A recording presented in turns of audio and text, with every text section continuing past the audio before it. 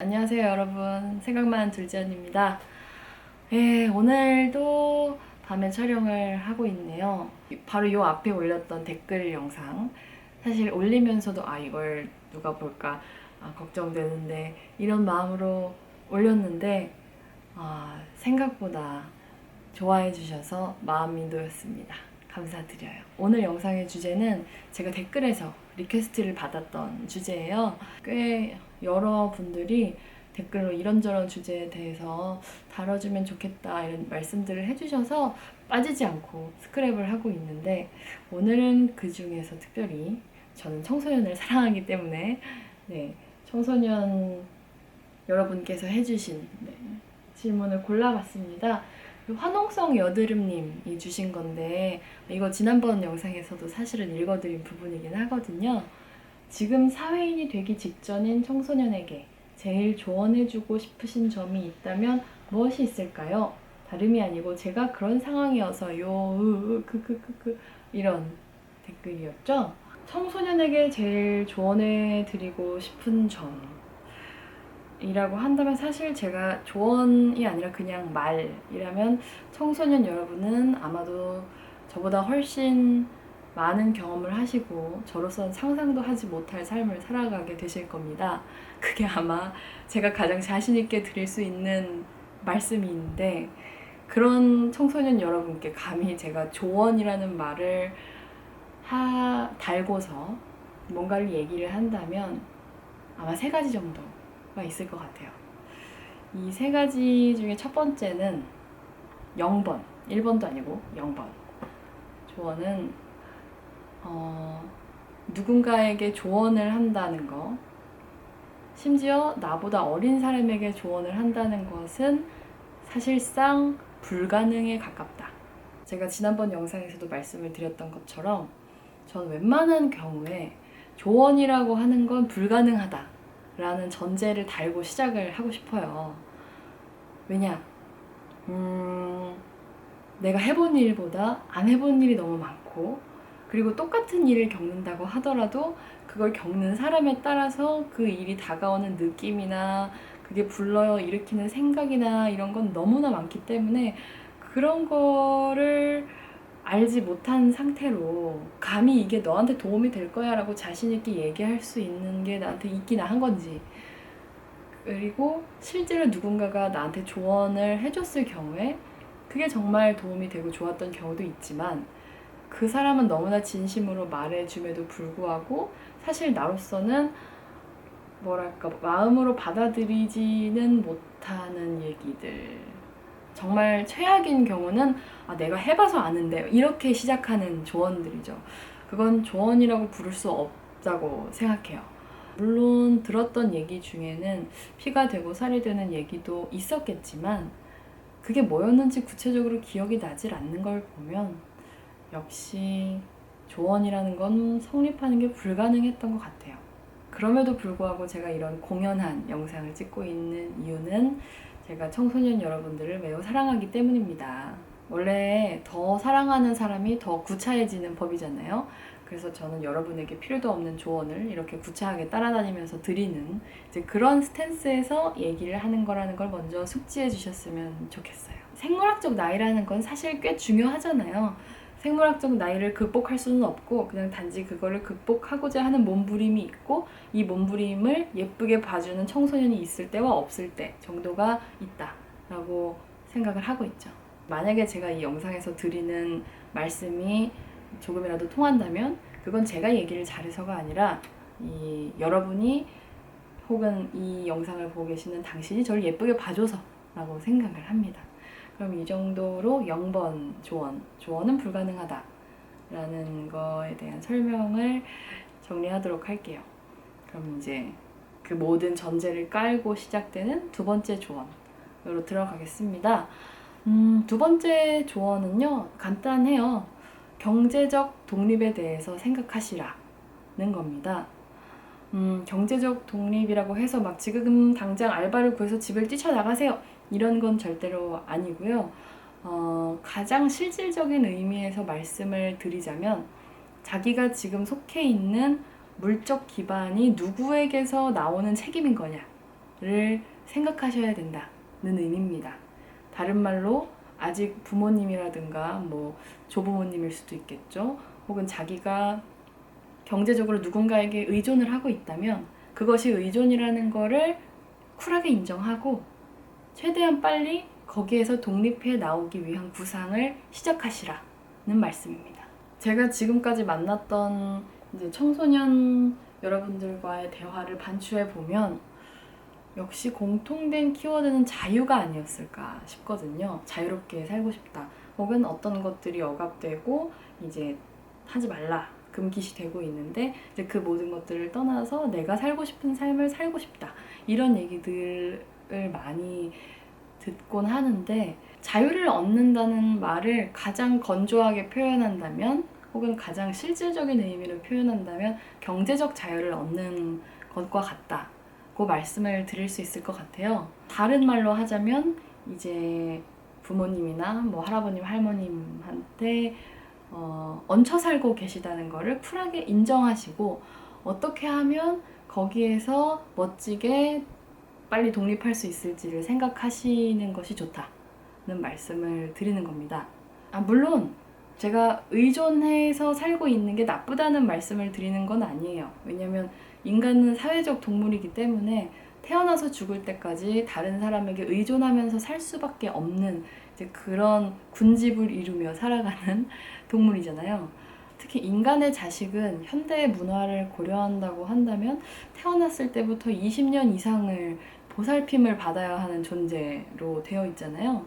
뭐 전 보살핌을 받는 건 좋다고 생각을 하고 잘 보살핌을 받아야 된다고 생각하는 사람인데 경제적인 생활을 의존하는 것을 당연하게 여기다 보면 아주 자연스럽게 생각까지도 세상을 바라보는 관점까지도 혹은 자기 인생에 있어서의 중요한 판단까지도 나를 경제적으로 지탱해주는 사람에게 의존해버릴 수밖에 없는 아주 자연스럽게 그렇게 되어버리는 그런 일들이 발생하곤 하죠. 자주. 저는 모든 부모님께는 아니야 모든이라고 일반화하지 말자. 이상한 부모들도 많이 있으니까. 대개의 부모님들께는 양가적인 속성이 있으시다고 생각해요.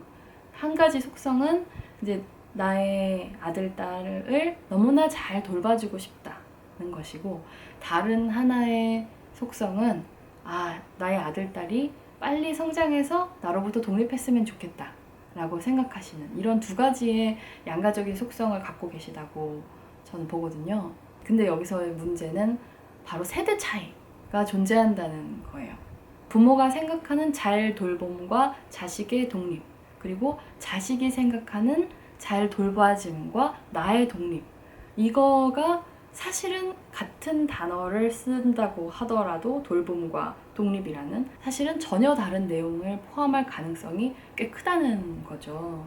근데 만약에 이 지점, 두 가지 지점에서 자식의 경우가 경제적인 독립을 이미 이루고 있거나 아니면 그거에 대해서 충분히 생각을 했고 자기가 의존적인 상태에 있기 때문에 어떤 조건까지는 그래도 부모님을 존중해야 된다. 혹은 나의 보호자를 존중해야 된다는 걸 알고 있는 상황에서라면 이제 대화를 통해서 다른 부분들을 조율을 하거나 혹은 약간 전략적으로 이제 행동을 해 나갈 수 있지만 그게 충분히 고려되어 있지 않은 그러니까 경제적으로도 의존하고 있고 경제적으로 의존하고 있다는 사실을 충분히 생각하고 있지 않을 때는 해결되지 않는 방식으로 문제가 생기거나 그게 아닌 경우에는 자기도 모르게 스스로의 생각, 스스로의 느낌을 주장하는 게 힘들어지고 내가 경제적으로 의존하고 있는 사람의 관점을 받아들이고 그 사람의 판단을 수용할 수밖에 없는 그런 입장이 돼버릴 수 있다는 거죠. 어떤 사안에 있어서 이를테면 뭐 직업을 정하는 문제일 수도 있는 거고 뭐 여행을 가는 문제일 수도 있는 거고 뭐 연애를 하거나 결혼을 하거나 혹은 또 다른 어떤 선택들 가치가 충돌하는 선택들을 할 때 경제적인 독립을 하고 있다면 훨씬 더 자기 자신을 관철할 수 있는 힘이 생긴다는 거죠. 물론 이제 부모님을 개무시하자 이런 얘기를 하는 건 아닌데 가족 안에서 의견 충돌이 세대 차이가 있기 때문에 이제 부모와 자식 간에 어떤 의견 충돌이 발생하는 건 너무 당연하지만 그런 경제적 독립에 대한 감각이 없으면 그 대화의 흐름 자체가 이제 부모나 혹은 이제 보호자의 관점이 지배적인 방식으로 끝날 수밖에 없다는 거죠. 특히 한국 문화에서는 부모가 자식을 대할 때 워낙 극진하게 돌보기도 하지만 물론 그렇지 않은 경우도 있다는 걸 알고 있습니다. 극진하게 돌보기는 하지만 그런 만큼 대등한 어떤 인격체라고 보기보다는 보호의 대상이라고 생각하는 경향이 있죠. 정리를 해서 말씀을 드리자면 대개의 청소년 여러분의 경우, 그렇지 않은 분들도 계시겠지만 대개의 경우는 아마도 부모님이나 혹은 다른 보호자에게 경제적으로 종속되어 계실 거예요.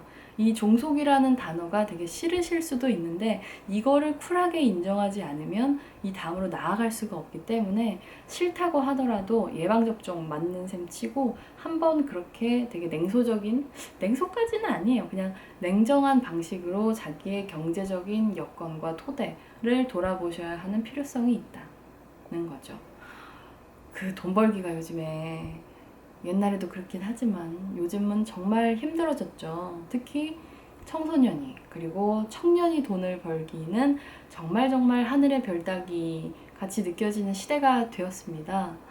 최저임금 올리는 것도 이렇게 힘들어서야 청소년 내지는 청년의 자립이 거의 불가능한 구조를 한국 사회는 가지고 있기 때문에 당장 본인의 경제적 독립을 구축하시라 이렇게 말씀을 드리는 거는 아니에요. 근데 앞으로 본인께서 살아가실 구상을 하실 때 지금은 이런 환경에서 태어나서 이런 물적 기반 속에서 살아가고 있지만 앞으로의 삶에서 어떤 물적인 일상생활을 하고 싶은가를 정말 잘 생각해 보시라는 말씀에 가깝습니다. 제가 하고 싶은 말은요.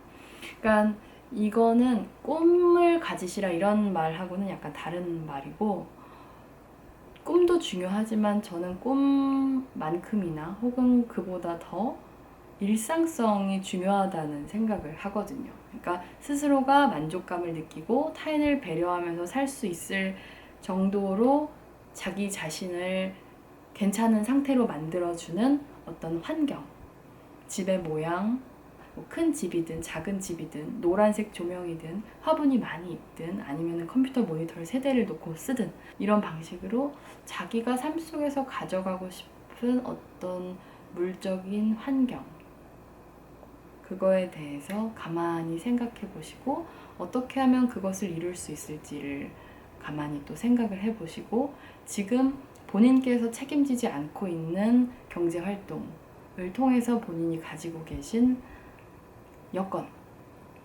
물적인 여건에 대해서 충분히 감사하시라는 말씀을 이거 너무 꼰대 같다. 어떡하지?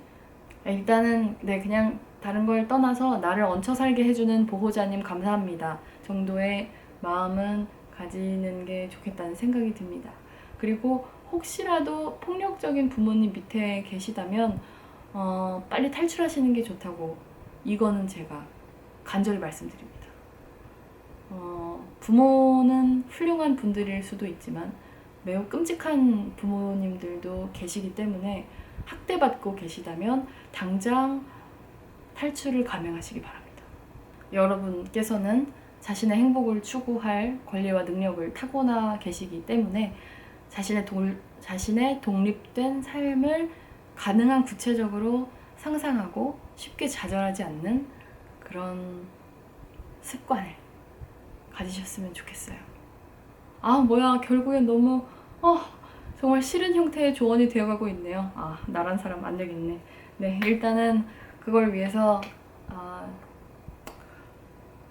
계약서 쓰는 법 이런 걸 왜 고등학교에서 안 가르치는지 잘 모르겠어요. 근로계약서 쓰는 법 이런 거 있죠. 제가 하는 말은 공연한 말입니다. 제가 하는 말은 공연한 말이에요. 자, 그러면 공연한 말이니까 몇 마디 더 하자면 저는 아직도 왜 고등학교 교과서에서 의무교육에서 기본적인 근로계약서 쓰는 방법과 기본적인 월세계약서 쓰는 방법에 대해서 왜 짚고 넘어가지 않는지 아직도 알 수가 없습니다. 제가 고등학교 때 법과 사회 뭐 이런 과목이 있다면서요. 전 배운 적이 없는데 그런 걸 하면 나오나? 사회는 일단 물적인 토대 안에서 굴러가는 것이고 법이라는 건 수많은 것들을 이제 보이지 않는 틀 안에 이제 넣어서 구조화하는데 그 중에 하나가 이제 경제적인 것들이죠. 경제적인 독립에 대해서 생각하시는 것과 함께 염두에 두셔야 되는 거는 바로 언제나 모든 사회의 부분에는 그거를 움직이는 보이지 않는 법이라는 룰이 있다. 웬만한 것들은 다 그 법이라는 것들로 보이지 않지만 규정되어 있다. 이를테면 여러분 네모난 화면 보고 계시다고 생각하시지만 사실 이건 이렇게 분할이 되어 있는 걸 수도 있다. 여러분 여기를 보느냐에 따라서 다른 법을 적용받으실 수 있다. 뭐 이런 관점이랄까? 개념을 갖는 것과 아닌 것? 그건 되게 세상을 바라보는 방식이 좀 달라지죠. 이건 뭐 한도 끝도 없는 얘기니까 이 정도로 할까요? 여러분 자신의 독립된 단위의 삶을 언제나 생각하고 그걸 염두에 두고 언젠가는 이뤄내시길 바랍니다. 그게 진짜 기분이 좋거든요. 다음 조언은요. 이건 조언이랄까? 조언이라면 조언이죠. 제가 그냥 최근에 깨달은 사실인데요. 지금 나한테 일어나는 일의 진짜 의미를 알게 되는 건 지금보다 훨씬 나중인 것 같다. 이게 뭔 얘기인가 알쏭달쏭한가요? 아니면 너무나 잘 알아듣고 계신데 제가 또 중원본 부연 설명을 하게 되는 건가요? 그래도 전 설명을 하고 싶으니까 하겠습니다. 아무래도 눈앞에서 일어나는 일들은 분명 지금의 의미가 있죠. 뭐 친구랑 싸웠다든가 혹은 뭐 사랑에 빠졌다든가 뭘 배웠다든가 어떤 사고를 당했다든가 여러 가지 일들을 겪게 되는데 그 일이 지금 당장 나에게 닥쳐왔을 때의 느낌이 전부라고 느껴지곤 하는데 뭐 그게 현재라는 것의 의미니까 그럴 수밖에 없다고 생각하지만 사실 시간이 흐르고 보면 문득 과거의 어느 시점에 어떤 일이 이런 거였구나. 그것이 나에게 이렇게 돌아오는구나 하는 걸 느낄 때가 있어요.